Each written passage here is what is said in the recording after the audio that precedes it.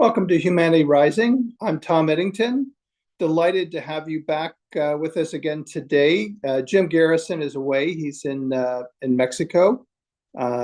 We're discussing this week the future of God, and delighted to welcome you to day two, where we'll be discussing WeSpace, making God accessible through innovations in participatory mystical practices.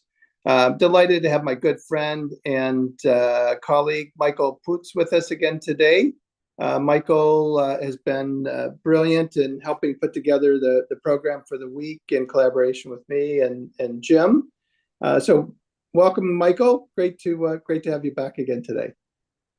It's great to see you, Tom. And I just want to say it was incredible to have the privilege of being able to pull together this week and bring some, I think, amazing people and have them share their work with the Humanity Rising community. So that's what I'm looking forward to, and it's a real privilege. And so thank you, and thank you and Jim for that, and the Humanity Rising community. And also thanks to all of our speakers, including today, Luke Healy, who is going to join us live here.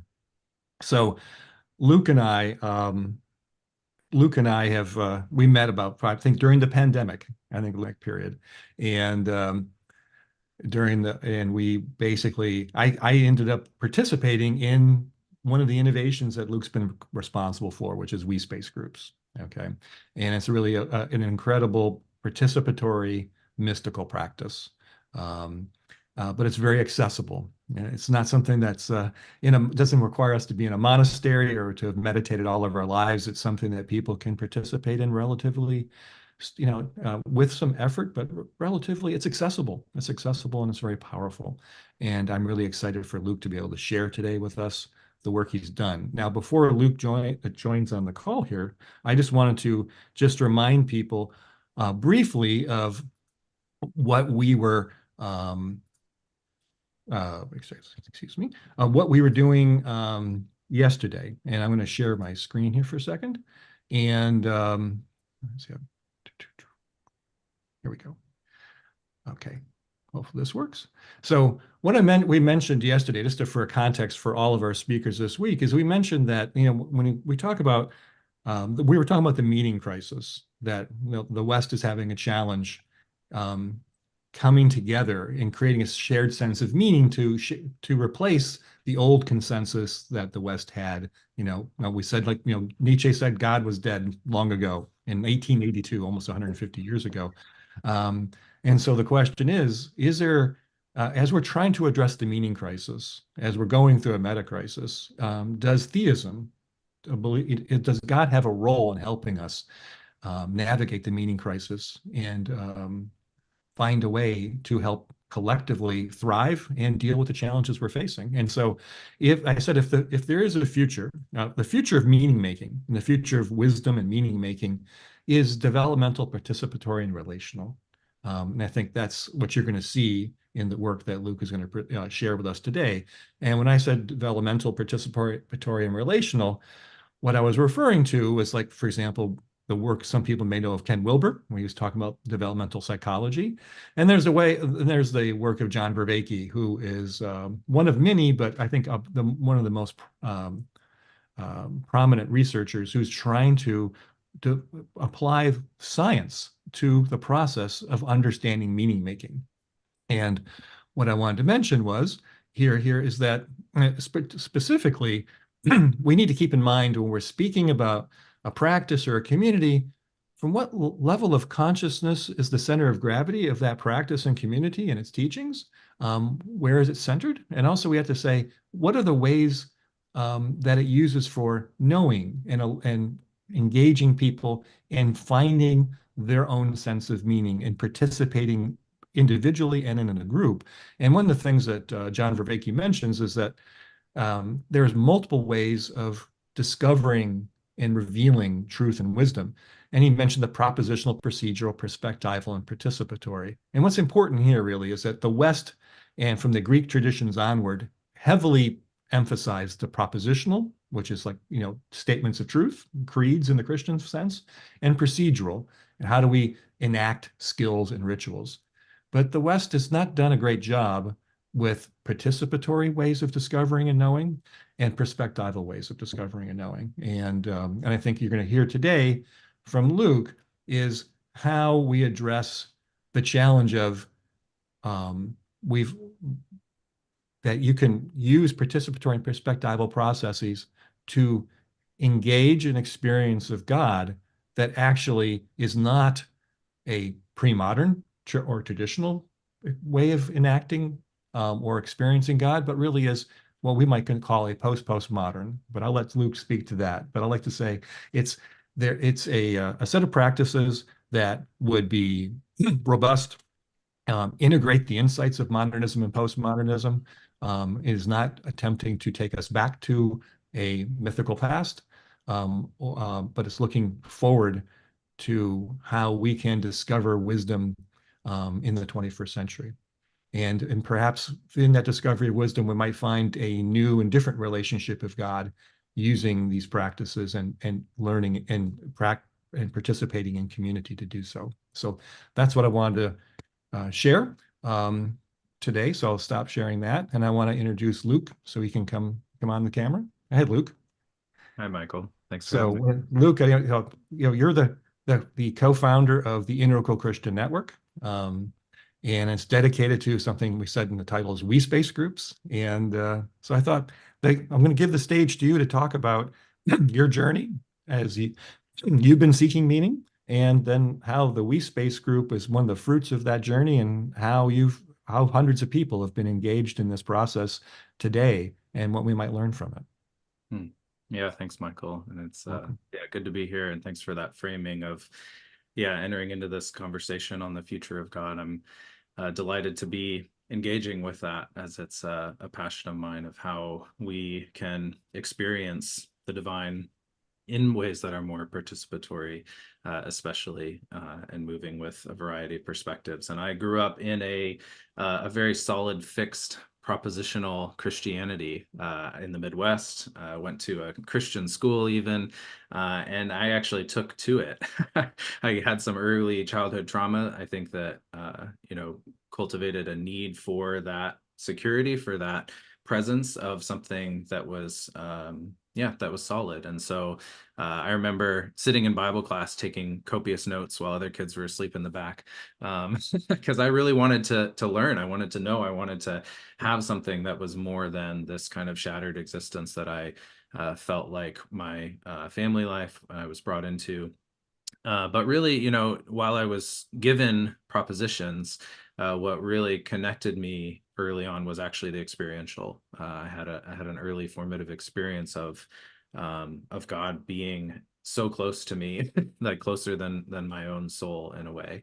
I can't really explain it too well. It was a mystical experience, although I don't know that I would have recognized it at the time. And that kept me kind of searching for that experiential, for the participatory. I didn't have that language either at the time. So I'd be going to church and I'd be in these different settings, and I'd be kind of looking around like, wait a second, I think what I'm experiencing here might not quite be what's going on in the broader sense for most people. So in that confusion, I think I initially turned to like, okay, well, maybe something's wrong with the way we're doing things. Like this whole church idea, like why are we sitting in pews and listening to this one guy talk, right? What are the structures here? And started exploring different ways of doing that. And in kind of the evolution of current Christianity, there's been some explorations in house churches going back to kind of the way the early church was, and also just other forms and ways of gathering as our traditional institutions are in the state that they're in. So I did some of those explorations in the external, and then internally, though, I was also drawn to the experiential. So I found the mystics kind of my own accord. That was something that, okay, I'm drawn to this experience of the divine. Like I want to know more about that. So I strayed from the evangelical reading list, book lists, that the approved texts. I would have to go to the bottom shelf in the back of the bookstore to find the the Catholic mystics, or beyond Christianity as well, and started reading and looking at the footnotes and finding others, and through that exploration kind of came into a much broader view and understanding and participation in God in the Christian tradition than what I had been given growing up with. So I definitely went through a period of differentiation. Deconstruction is language we hear a lot as well, but for me it was a sorting and sifting. It wasn't a tearing it all down. It was kind of like there's something in here that I've tasted, that I've experienced, that's authentic and real and genuine, and yet also I think I was longing for that evolution, for something more, for that to be more expansive, more integrative, more inclusive. So I continued searching, and through different expressions, living in intentional community and in the inner city, and lots of different things that are long stories, and into more of the contemplative tradition as well, studying at the Center for Action and Contemplation with Richard Rohr and Cynthia Bourgeot. And through that is where I kind of discovered Ken Wilber and Integral, and that process of evolution, and through that found my primary partner and co-founder in ICN, Paul Smith, who wrote the book on integral Christianity literally a little over 10 years ago, and he just passed a few months ago. So we've been we started the work of this community just over 5 years ago, and coming into ways of how we can experience Christianity, the divine, God, in evolving ways with one another. And we have WeSpace groups are kind of our primary offering, and we have about 40 of those with people from 26 different countries all over the world. And some have grown up in the Christian tradition, others who haven't, but are really drawn to this mystical way of experiencing God in the relational field, in this place of belonging that isn't enclosed and exclusionary, but is open and integrative, and seeking to evolve together. Yes, so that's wonderful, Luke, and it's there's so much to unpack there. But I think one of the interesting things is that the WeSpace groups are remarkable experiences of very ordinary people. They're not.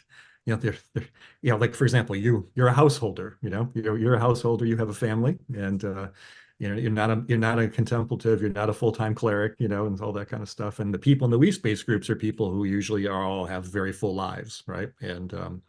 And have gone on their own journeys in some ways. The people I have met in the WeSpace community, they were similarly, I think, trailblazers. And you could also say trailblazers, you could say unsupported in their journey. They had to basically DIY it, right?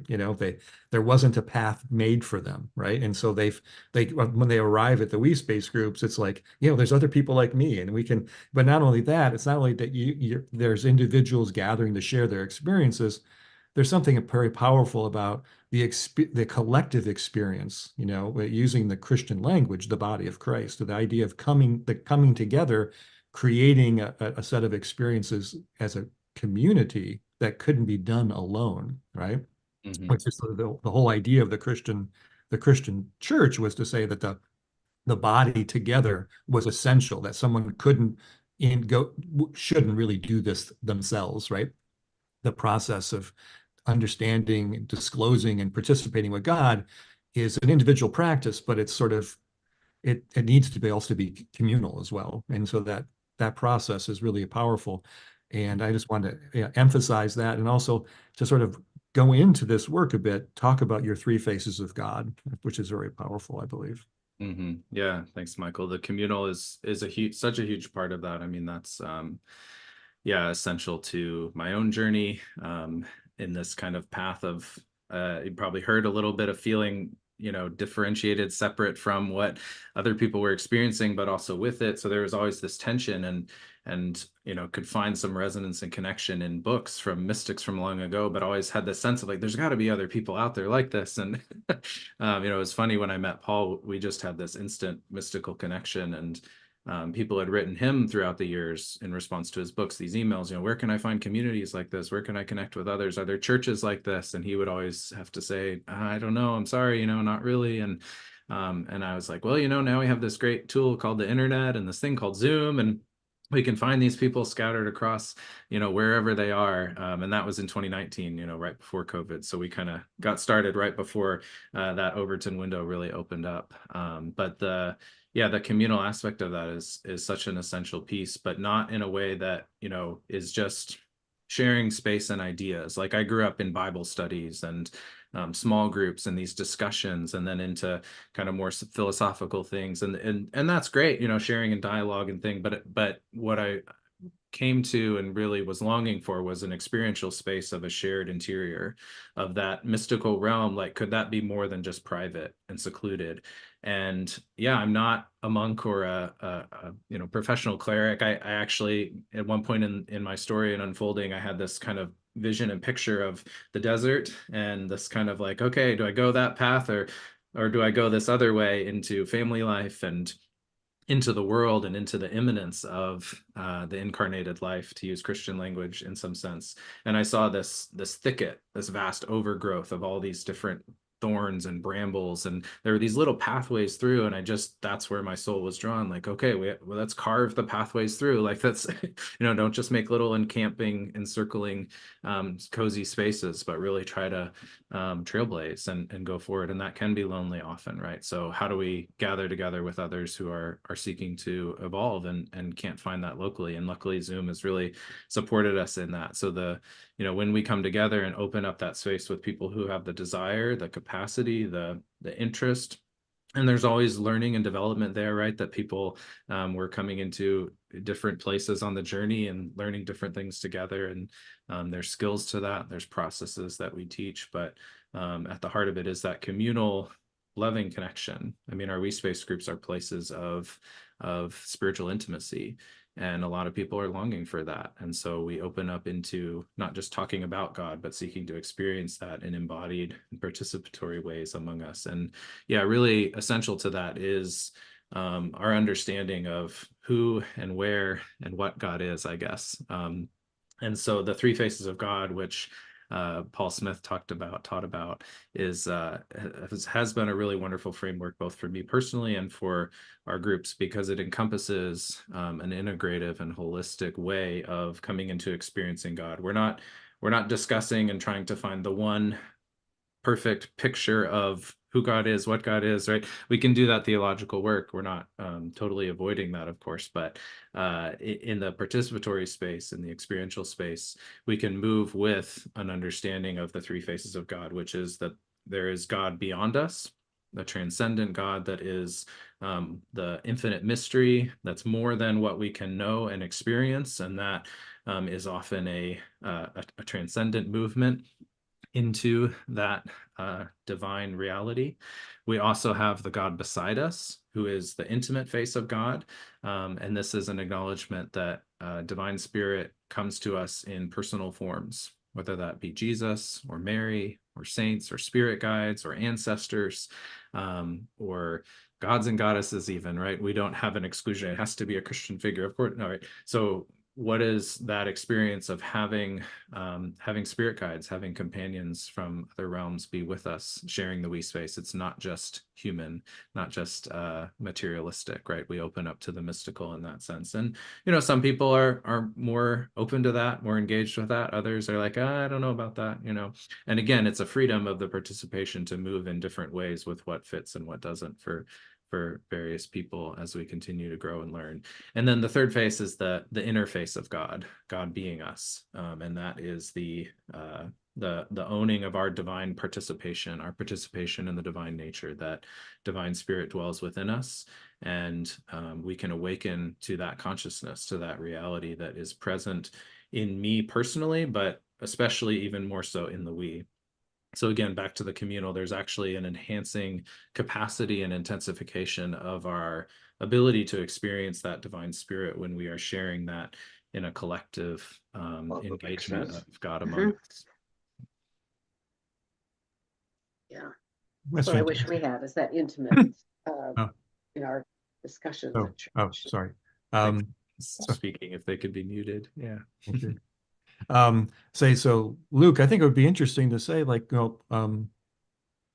if someone was curious about a WeSpace group, what, they were like, well, what is this about, and what would it be like if I went to it? If I showed up to a WeSpace group and had a little introduction to it? What would you tell me about it if I was curious? You caught me on an airplane or a bus stop, and say, what is this about? I'm an interested spiritual seeker, and I don't know. I don't have I'm spiritual but not religious, or I grew up with Christianity, but I've like left it long ago because it doesn't make any sense to me.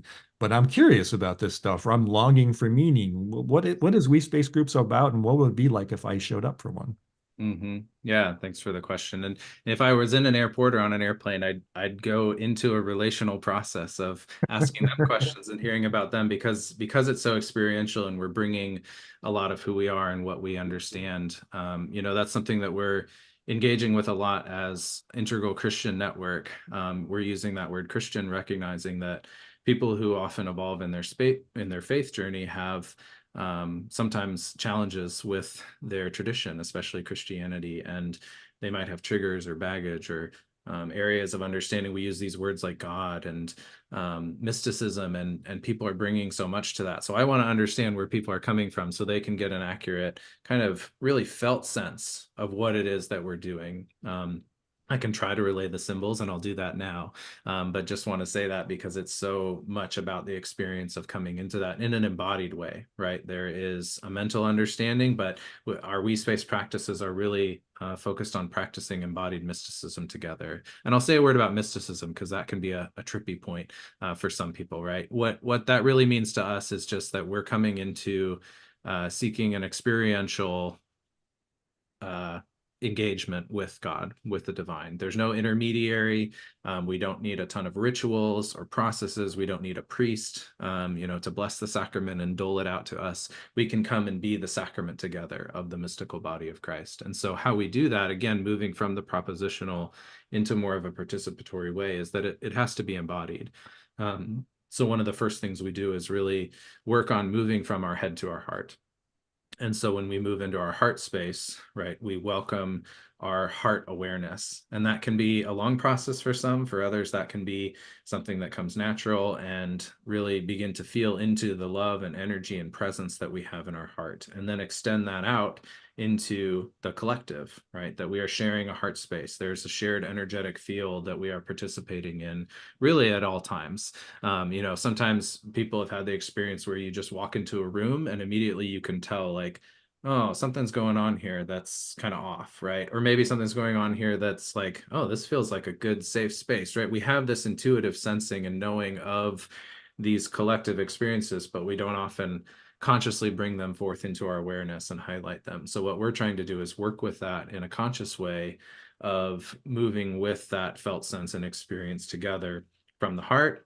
And then we also include the gut center, often called the hara, or we call it the spiritual womb, as a place of deep intuitive knowing and divine identity. And then also our feet, grounded to the earth, connected to nature. So we're engaging with nature mysticism, with deity mysticism, formless mysticism, moving in ways that open us up to one another, again, in that embodied sense. So we have practices, we have guided meditations that help lead us into the states of consciousness where we can be more awakened to our divine participation, to the space between us, and into one another. So that's a little bit. I could say more. We have more practices, and there's an unfolding of all that as people enter into. It's not a drop-in thing. We have other spaces where we can come in and be together, but joining a WeSpace group, we commit to 4 months and 8 sessions so that we can really learn these things and come into them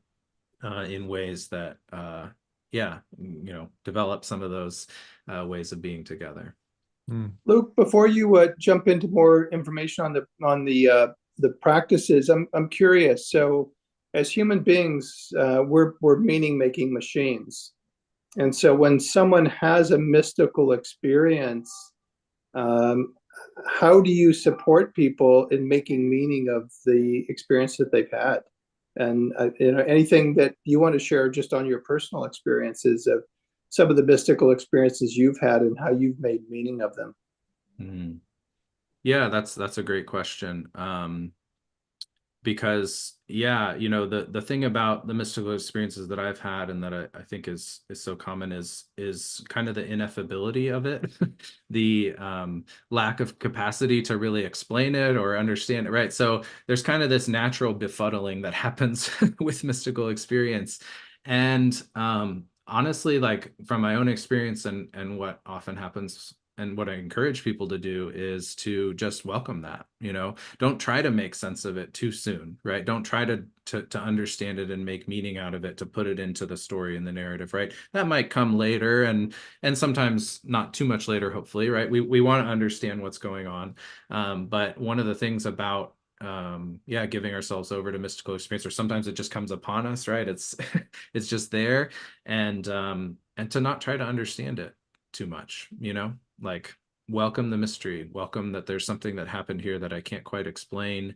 And maybe the meaning in that is that there is something real and present and alive that's happening with the divine and myself, and just start there. So yeah, personally, you know, I also, you know, we some of the work we do is to try to demystify mysticism, because it is accessible. It's not something that only happens to, you know, cloisters and caves, and you know, it actually is something that we engage and encounter in our lives more often than I think we're given credit for. We've been, especially in the West, right? We're trained in you know, education system of materialism, and I think we grow up and enculturated in a way that we just sort of dismiss these things that don't fit into our box of the way things are supposed to go. So welcoming those is a big part of opening up to allowing that, and then recognizing that a mystical experience can be something that happens in the grocery store. It can be something that happens on Mount Olympus, right? So like but the more that we cultivate our embodied consciousness of sensitivity and cultivation of that, especially relationally, that really helps when we're with one another, when someone has something and they share it, and then someone else affirms that, and like, oh wow, I was really tuning into something there. That's so essential to helping learn those capacities and recognize them, because I do think we all are mystics. We all have an innate capacity to experience the divine within us, and that's been covered over in lots of ways by even traditional religion and Christianity. So part of our evolving work is to help people, yeah, come out of those extrapolations, or extricate from those ways that we're encased in you know, and some of those are, a lot of those are mental. So the relationship that we have with our mind and participation in that is a complex process. Yeah, picking up on your comment about the grocery store, so there are places on the planet that are recognized as what I'll call a thin place, a place where there's a thin veil between this third plane reality, third dimension, and the spirit world. And people will do pilgrimages to thin places. It can be places in nature, it can be sacred sites. Yeah. And then there are the mystical experiences that people have in the grocery store, just common locations throughout our daily lives. And I'm wondering if there's anything you'd like to share about the experiences of thin places versus just our daily routines. Yeah, I love that. I mean, then, and not just in the Celtic tradition, but that's certainly, you know, they speak of thin places, and that has had resonance for me. And I've traveled to Iona and certainly experienced that as a thin place. And you know, there is I think a lot of my passion and the work of this is to cultivate the immanence of the divine that is present at any time and in any place. And so we do have these thin places. I do think there's yeah, an energetic eternality that comes into particular spaces and places on the planet, and the subtle body of the earth. We can get into all that, but I think that what a lot of what, you know, our whole community is online. Like all of our groups we have one in-person group, the first one we started with, but everything is online. And so it's really interesting to experience this sort of place and non-place. Like even, oh, where are you from? Oh, California. Okay. You know, you're in Berlin, right? So we're joining from these different places, and the palpable experience that people have over Zoom of the mystical energetic presence of God among us is like, where is that? Like, well, we're creating a thin place. We are co-creating a thin place through this experience here and now. And so there is both the personal application, where the more that I enhance those capacities and really, I mean, we could use different metaphors, lift the veil or clear the lens, or, you know, develop our inner capacities of experience, the more that we are becoming a thinner place within ourselves, and we can carry that everywhere we go. And that's really a lot of the work of the WeSpace, is doing that together to do these practices, to share in recognizing, affirming, and naming those things, so that yeah, we're not just limited to experiencing God when we can take the time to go, you know, to Sedona or wherever it might be, right? We can bring it here with us anywhere. Yeah, that's very powerful, Luke. And I think that's the idea that basically you're thinning, you know, the community. Yeah, people obviously, especially in the Eastern traditions, you know, that was the whole point of, you know, one of the things that, you know, after the sort of the culmination of the collapse of the Western default meaning making system, you know, in the just from the intellectual sphere of Nietzsche down to the 60s, right? There was a sense of you know, people were turning for meaning. There was a meaning making crisis in the 60s and 70s, and people were going to the East. And what they found was thousands of years of practice of being able to go into this individual practice of through meditation to basically, using this language, thin the veil, you know, become closer to, they would say, not the one God, but the one consciousness, as an example. But what's interesting is that there's a Christian tradition of mysticism that's been around for thousands of years. It's not a new creation, as you said before. You've been able to read these people, and what you're just looking for is new forms of practicing, in some ways, an ancient tradition of having that direct experience. So one of the things that's interesting, I think I don't want. There's a language out there, and you can use your own words, but if like from the Christian tradition, there was always this conversation about that we're supposed to all become saints. That was sort of the call Jesus had for everybody, was to all become saints. It wasn't just all to become people sitting in a pew, you know, listening to a professional. It's good to have professional assistance, but listening to a professional was like we were all supposed to become saints. I think this idea of a circle as opposed to a pew, you know, with someone in front and people in the pews, a participatory process, and this idea that the thinning can be done through individual meditation and prayer, but also through the collective action of people together. So I think those combinations of things are very important in the WeSpace group.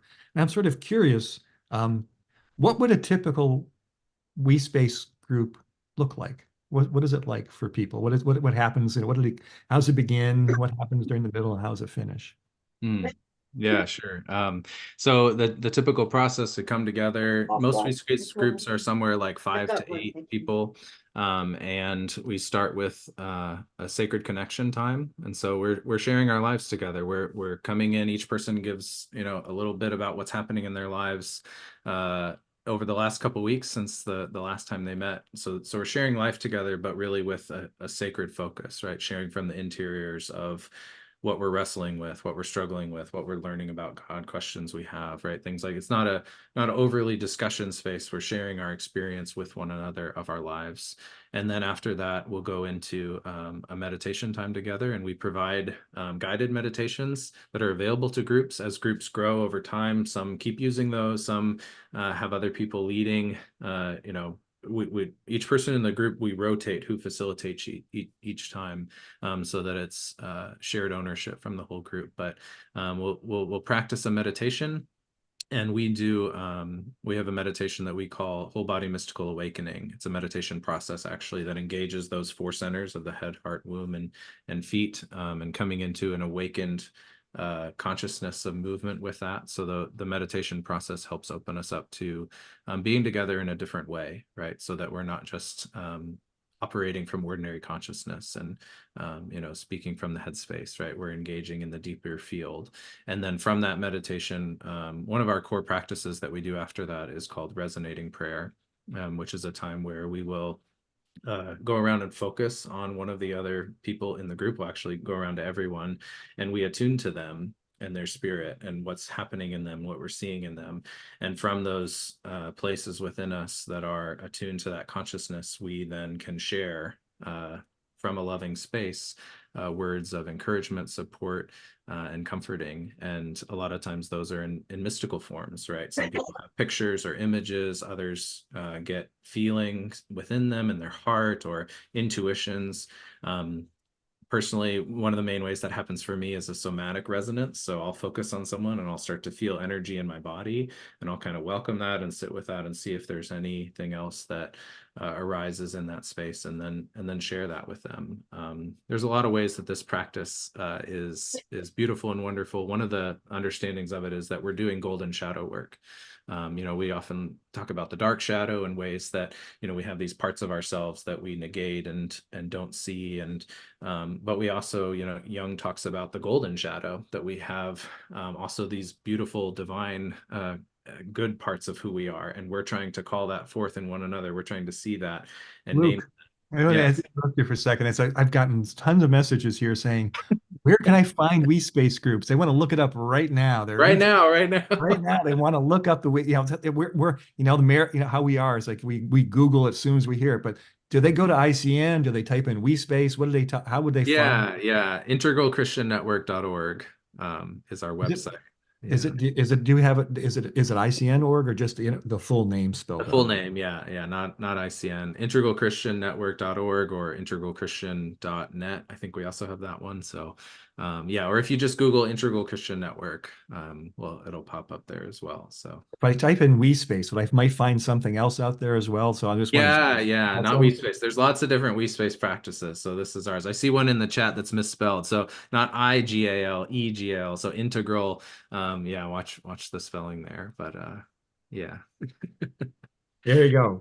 Shannon's on top of it. So basically, the integral Christian network. Yes. So you don't have like a WeSpace.org or something like that. So that's the way to get to it. Yeah, WeSpace is a term, from the integral community that, so there's a number of different WeSpace practices that are out there that engage in that shared interior. And Paul and I really developed these WeSpace practices to be more in the mystical tradition that is drawing from the contemplative history, drawing from the mystics, and also with evolving practices. Our meditations are informed greatly by embodied spiritual inquiry by John Heron and some of the work of Jorge Ferrer at the California Institute of Integral Studies and processes they did there. So we're drawing from both ancient mysticism and, evolving understanding of ways of spiritual knowing together. So right. So if I'm like I've read about these things and I've had a few I've had a few experiences, right, where I think I've had communion with God, or, Mother Mary or Mary Magdalene or Kuan Yin, really whatever. And so people have had those experiences, and they're looking for a community to share them. One of the things that's interesting is if they come into this experience, one of the things, as I think you do in the WeSpace group, is that there is a process where people go into there's a collective process of attunement, and then there's a collective process where people come out and share with each other. Could you sort of say a bit about what happens after the attunement process and what do people share? Yeah, so I mentioned the resonating prayer practice where we focus on individuals, but we can also attune to the collective field, to the communion among us, right? What's here and now that we're experiencing, and giving voice to that is really it's a beautiful spiritual practice that I think is, I don't know how common it is, but I know, in the past, you think about monasteries or meditation practices, so often, they're in the individual space, and they might be together, right? But each person is having their meditation, their spiritual experience kind of in their own interior world. And, what we're really trying to do here is open up into what does it feel like? What is the experience of sharing that in live, real time together? I can really feel for, Meister Eckhart or Saint Teresa. Teresa at least had Saint John of the Cross, but most of these folks throughout history have been pretty lonely. Like that. Who around them is going to be able to engage in things like this, right? They were often sort of given the side eye at their monasteries, I think. And so really being able now to have that ability to connect with people from all over the world and share in that space and be like, okay, this is what I'm experiencing now, and not go into analyzing or processing or objectifying it, but be with the intersubjective experience of what is here and happening and moving among us, and really in ways that are attuned to love, attuned to God, to divine spirit, right?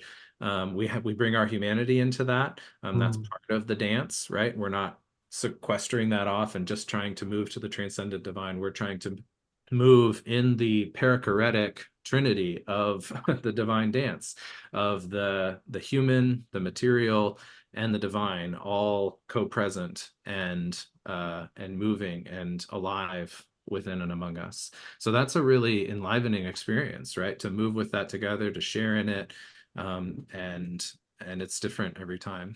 Oh, it's like it's a community of ordinary mystics who are having ordinary mystical experiences, sometimes spectacular. When I say ordinary, it means it's every day. It's accessible. It's not professionals.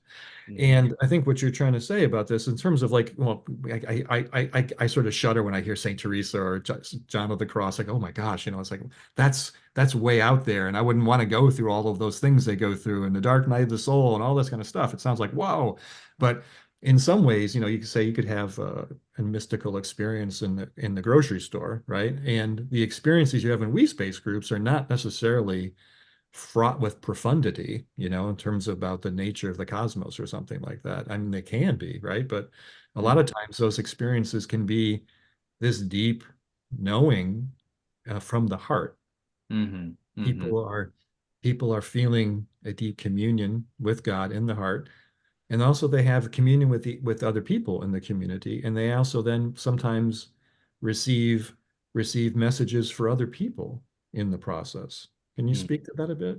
How that works? Yeah, that's really important, Michael. Thanks for naming that and bringing that up and asking about that, because there is kind of this often separation of putting on a pedestal and elevating. And I think actually in the Christian tradition, you mentioned this earlier, right? I think originally the idea was that everyone was supposed to be saints, to be in Christ, right? That it wasn't just Jesus who was the Son of God. Like we are all divine children, participants. We are the children of God. And what does that actually mean, right? Paul Smith would always do this wonderful thing. He's like, the children of cows are cows.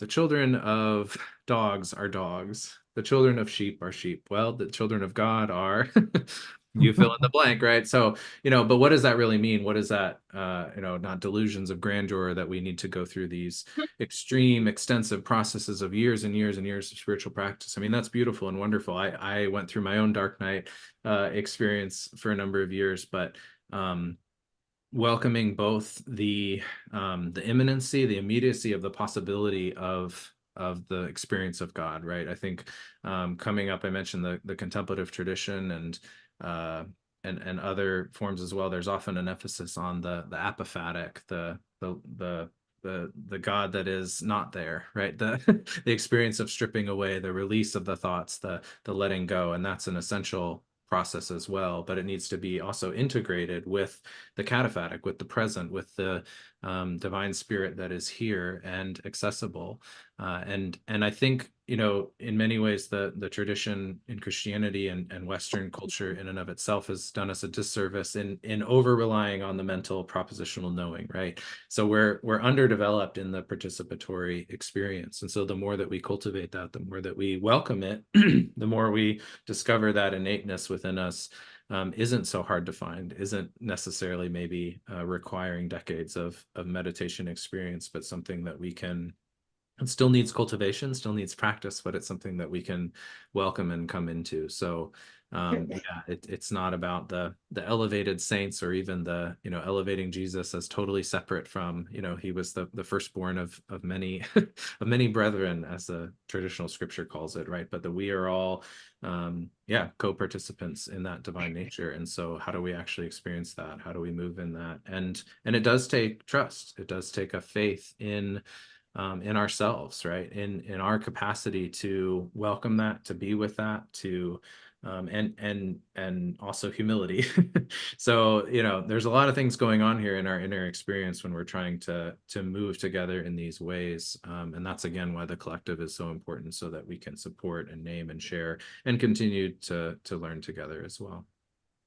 So look, when you think about the the collective, you think about the participatory nature of the experience that folks are having. Your growing network of WeSpaces around the globe. In the context of the conversation today around the future of God, what do you experience, or what are your beliefs around the future of God? Yeah, well, that's a big question. Well, the future of God. I mean, you know, we've hit on it a lot in terms of, again, it, you know, I think there is a movement from the propositional to the participatory, not just in how we act, but in how we experience God, right? And what that is for our human participation in the divine. And so we're you know, we're inundated with content, with information, with ideas. I think the future of God will be more experiential. I think it was mentioned yesterday, right? The Karl Rahner quote, like the Christian of the future will be a mystic, or will be nothing at all. And I think that what that means, at least for me, is that unless we have an experience, a participation in the divine, no propositional ideas are going to matter, right? Like this way of faith, this pre-modern God, this, you know, yes, that is dead and gone, but that doesn't mean that our experience and engagement in divine reality is over, right?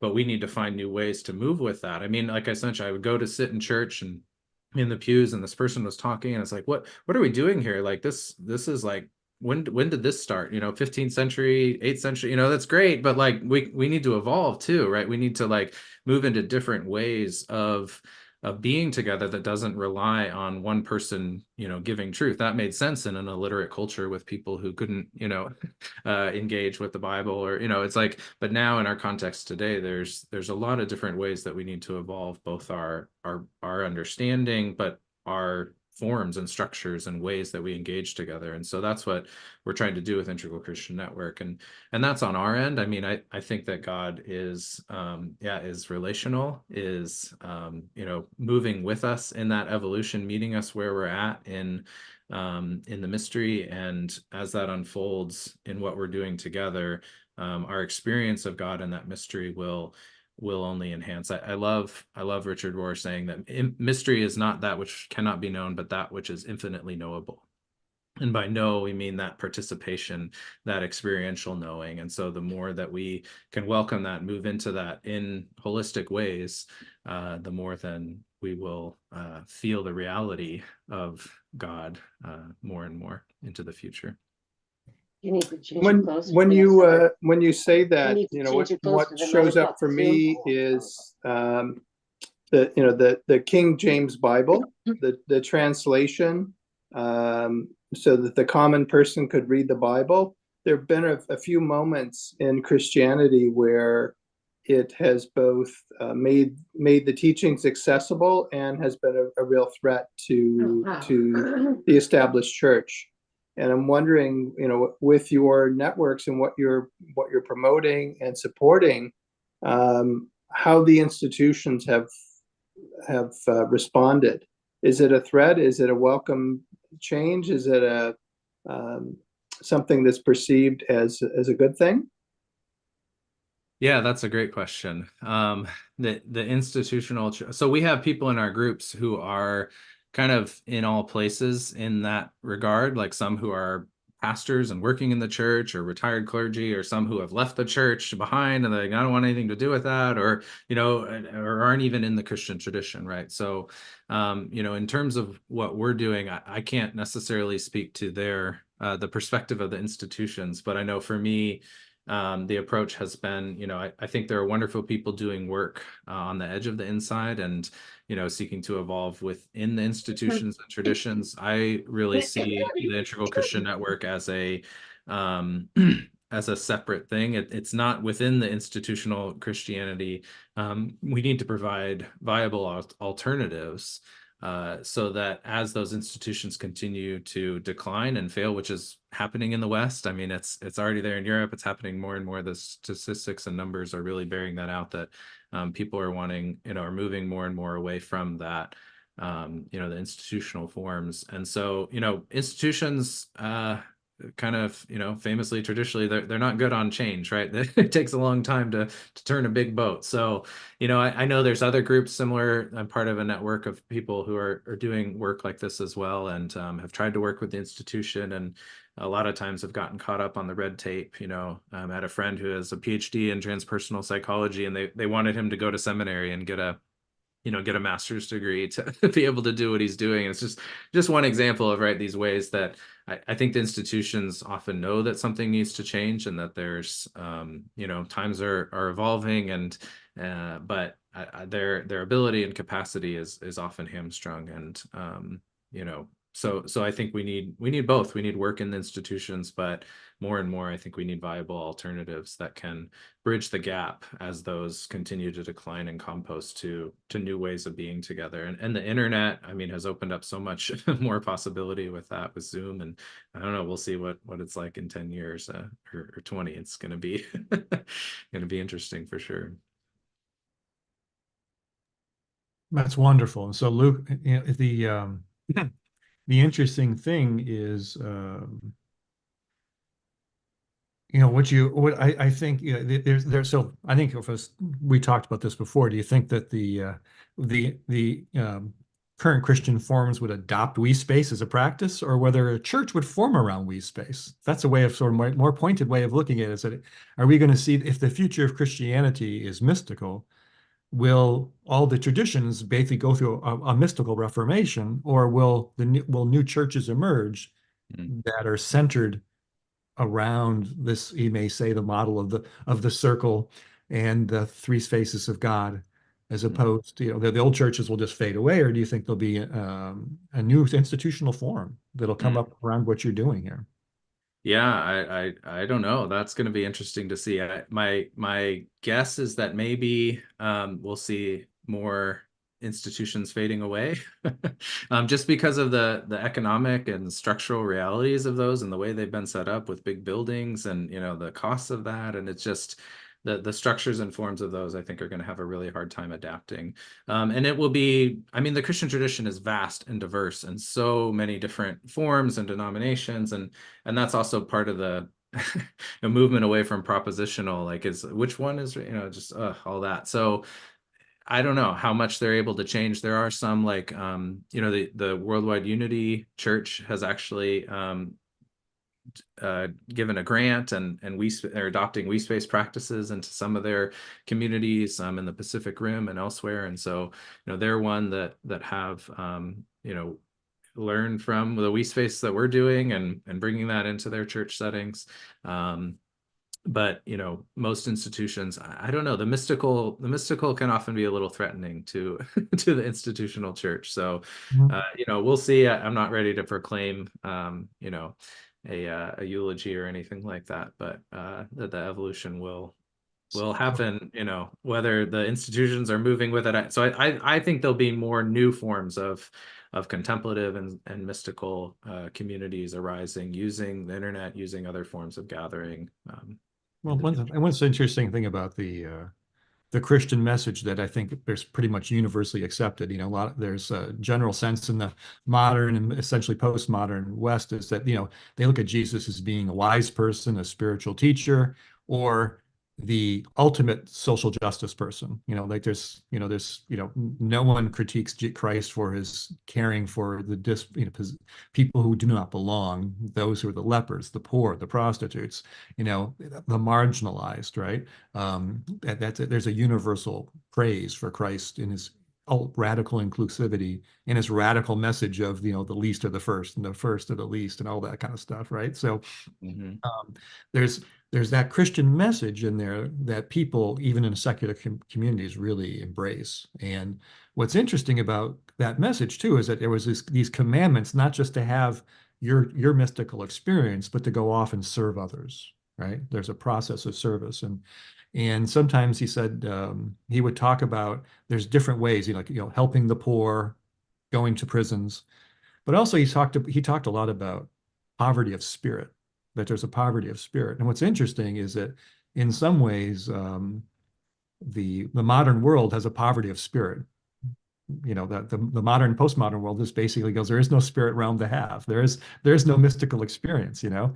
And I was thinking about the fact that you're gathering in this early stage of WeSpace communities, you're gathering sort of mystical refugees primarily from probably Christian Christian churches who've gone through their own journey. They've left the pre-modern church, right? Or they've been exiled from the pre-modern church in many cases, right? Because they were rejected, didn't belong, were not allowed to have their experiences. Yeah, or they're hiding in it. They're closeted, yeah. Right. So a lot of these people who've come to you have basically been raised with that propositional, let's say Protestantism, right? And found that it was arid or even harmful to them, go on a long journey discovery and find that they can come back and they can re-engage, but now they're re-engaging the mystics. They're not re-engaging the institutional church, right? Mm-hmm. But there's people, like there's a whole generation of people under the age of 40 who they no longer grow up in a Christian consensus or any spiritual consensus whatsoever, right? And so I was sort of curious about, Christ would have talked about the poverty of spirit, right? How would you share this with somebody who was, a very sincere person who had been steeped in modernism and postmodernism? How would you meet that person and say, I hear you, but there's on the other side, there's not this pre-modern God that you recoil against. I mean, I had spoke to somebody recently who had their own mystical experience, shared to me with their own mystical experience, but didn't know what to do with it because she had been raised in an atheist household, right? In a culture where spirituality was nonsense. But she had a direct experience of what she didn't know what to say about it. One day she heard a Christian minister say, "Oh, there was a second birth." And she goes, "Oh, that's what happened to me." I'm like, wow. So she had no experience, no perspective, and even how to describe a language of what was going on for her. How would you communicate to other people who may have been not just refugees from traditional Christian churches, but they're refugees from a sort of like a materialist consensus that they've had spiritual experiences that WeSpace's groups can be there for them, or even ones who've said, like, from my modern and postmodern perspective, what you're seeing must be nonsense, right? It can't exist. How would you communicate to them that if you tried this out, you might see something that you can't see from where you're at today? How would you, if you were ministering to the people who are poor in spirit because they grew up with not any tradition, any belief that there's anything beyond the material world? Yeah, that's a great question. And I mean, again, it would be a relational conversation. It would be asking questions. It'd be learning into feeling where people have experienced that in themselves. And, it kind of goes back to Tom's question about helping people make meaning of their experience and what they do with that, right? And, they can they take it to the churches? Well, maybe, if you find a good one. Oftentimes I think if I had a second birth experience, the minister might look at them and oh, wow, I wish I had that. That's not what they teach us to do in seminary. I learned all these propositional things, but so I think that's a huge part of it, right? Is cultivating safe spaces of belonging where people can come and be with others in those questions, in living those questions, right? And being with them together. And, there's barriers of entry. There's all sorts of ways that, people are, that they can hold their experiences with the understanding that what's been given, and that poverty of spirit. It's like meeting people where they're at, coming to understanding, whatever they experienced, affirming that, right? Meeting that, asking questions about it, welcoming it. That's such a huge thing, actually, that we experience quite a bit, regardless of where people are coming from. Is there's kind of this underlying thing that people carry in, and they're like, am I crazy? Or or they get in the group and they're like, oh, I'm not crazy. It's like, oh, to have that shared experience. And so there is so much more reality of God and the divine than our culture offers in Western materialism. And And I think it so often is the experiential that helps us lead into that. And the experiential opens up those questions. And then, yeah, there are propositional truths. There are perspectives that we can share. There are ways that, we come together in rituals that share in those ways of knowing, to help make sense of and understand those experiences in a symbol set and a framework that can connect. But people are coming from so many different places that we don't have the exclusionary Christian attitude anymore of like, well, now we need to take your experience and fit it into, right, this way of understanding that we have, and this is what it is, and it's only this, right? We try to have a really broad participatory framework, so that we can welcome the inclusivity of numerous experiences, whether they grew up in the church or have never walked through the doors of an institutional religious gathering. And that's tough to do, but if we stay with the experience, the participation of like what we're bringing is ourselves and we're entering into the meeting space together, then that can be alive because we can move with that together. And so it's always a relational process. That might not be as clear of an answer as for Michael, but I do think it's accessible to anyone and everyone, whether that's through ICN or other forms of ways that people are welcoming this mystic. I don't think it's just the Christian of the future has to be mystic. I think there's a mystical calling that's begging forth a greater participation into reality for humanity that we can all be a part of serving. And that meets, again, not just on the Mount Olympus or the sequestered places, but in the muck of life. And that's a big part of what we're doing. We're sharing life together. We can come on Zoom and then we can go back and be with our neighbors and care for them and support them in service. So it's a big field. And we try to meet each other there sometimes. Luke, you spoke a minute ago to a safe place, and I'd love to hear a bit more. I mean, you've throughout our time together today, you've referenced some of the practices, some of the things you're doing, but I'm wondering if you could explicitly talk to how do you create and maintain safety for people in the space? Yeah, that's a great question, and a lot of ways. It's a very long answer because it's a huge thing, right? To have community experiences that are safe and trustworthy. A lot of the folks that we that come into our community have had negative experiences with not just religious communities, but other communities. I mean, community is hard. I think that's maybe one of the reasons why so much of what's out there is more propositional, is more broadcast, right? Because you get into the mess of community or, we stay in our silent meditation space and that's comfortable. I don't need to get into like the messiness, but community is messy. And so we have a lot of processes for, guidelines for ways of being together, that we bring in from Quaker processes, nonviolent communication, just different ways of, setting the field, holding loving space. And we emphasize those at each of our gatherings so that the ways that we're sharing together are, according to these values. And really it's also an energetic, it's a culture.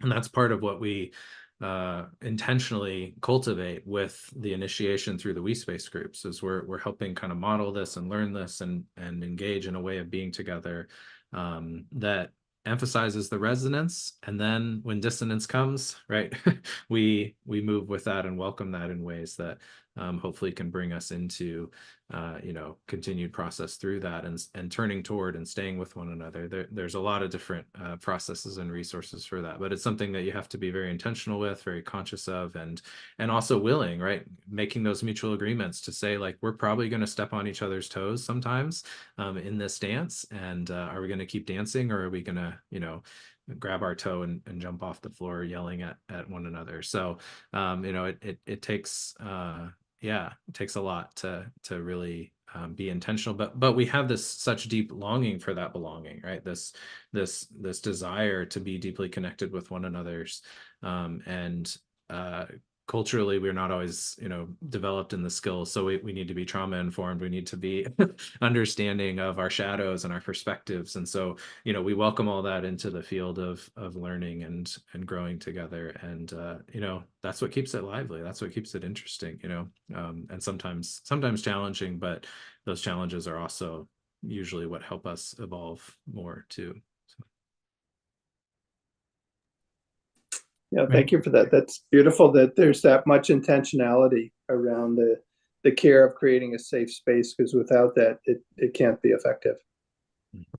So I want to say something I think that you shared before that I think is relevant here as we're getting close to finishing up here, Luke, is that I think you've mentioned a number of times that a lot of the Christian approach to God was Jesus was outlining a path of that he was asking people to live like him, which seemed like an impossibility, right? We're supposed to live his path. And that instead Christianity ends up becoming more about learning about Christ in his teachings instead of emulating him. So it's a lot about learning, understanding, as opposed to the real point of all the learning and understanding was in the service of living like Christ, becoming a saint, as we talked about. And I think that shift of the original idea of everybody was participating in an immediate community of people trying to become like Christ. Christ was saying to people, these things I have done, you shall do greater. And that sounds like a very wild claim, which still boggles my mind, frankly. I can't even imagine getting close to that, but that's what he was saying as a teacher. And he was asking people to live like him, to follow in his footsteps. And it seems to be that what WeSpace is doing is trying to capture that spirit of living Christ's teachings as much more than learning about his teachings. Absolutely. And I'll even take it one step further from emulating. I mean, I grew up in that, I had a "What would Jesus do" bracelet, in middle school or whatever. I was in that tradition. And that's wonderful. I mean, we mentioned Jesus as a wisdom teacher and, and a social justice advocate. I mean, his teachings are brilliant in the way he lived. I mean, it's incredible. And in the mystical tradition, and it's actually all throughout scriptures as well, is like you not just emulate Christ, but be in Christ. Your life is hidden with Christ in God, that there is a way of inhabiting Christ, of merging, of becoming in the spirit of Christ.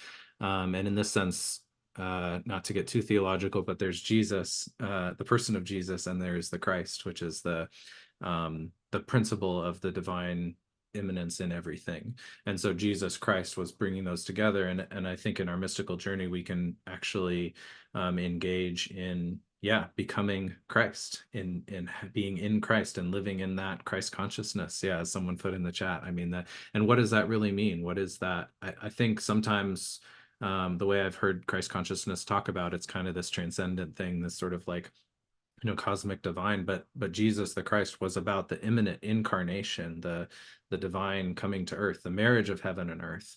And can we partake in that marriage? Can we be inhabitants of the divine spirit? And from that way of being, from that consciousness, from that riches of spirit, I'll say, right, we can live into meeting our neighbors, meeting our families, meeting the situations of life with a way that Christ would, and not just individually, right? The you, I think there is also collective, right? It needs to be a communal process, a cultural transformation that certainly we're not the only ones doing, but lots of people, I think, are working toward that consciousness evolution to bring forth that divine becoming in our lives, and in the Christ tradition, that's what we're trying to do.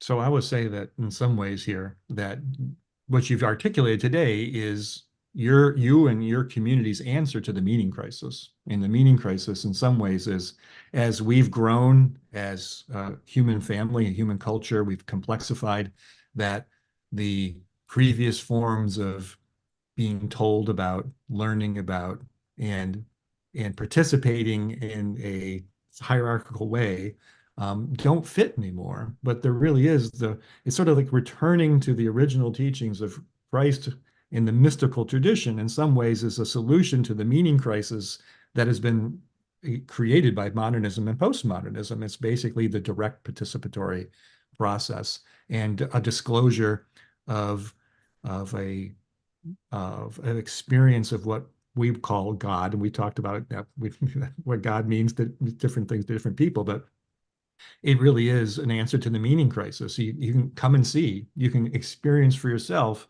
and then you will find out if this is an answer to. You can explore WeSpace groups and see if it actually fills the hole in your heart in the meaning crisis. And I think it's a wonderful opportunity for people who want to explore it. Yeah, thanks, Michael. And maybe it'll fill the hole, but we will. The hope is we co-create the infilling that we participate in. We're not coming as consumers of a product, right? We're engaging in a shared process that, Right. that brings that Highly about. related. So, And so but I it's think open, it's welcome. Yeah.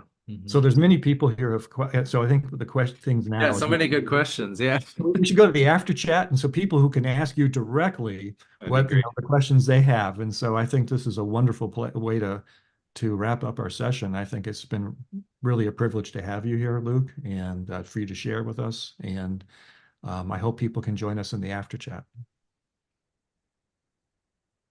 Yeah, that'd be great. Tom, you're on mute. Thank you, Michael, for putting together an extraordinary week. And Luke, just a delight to have you with us today. And thanks for the work you're doing. It serves such a huge need in humanity's evolution. So thank you for that. And welcome our audience to join us again tomorrow as we continue this conversation on the future of God. Thank you all. Yeah, thanks, Tom. Thanks, Michael. Looking forward to chatting with people in the after chat. So see you there.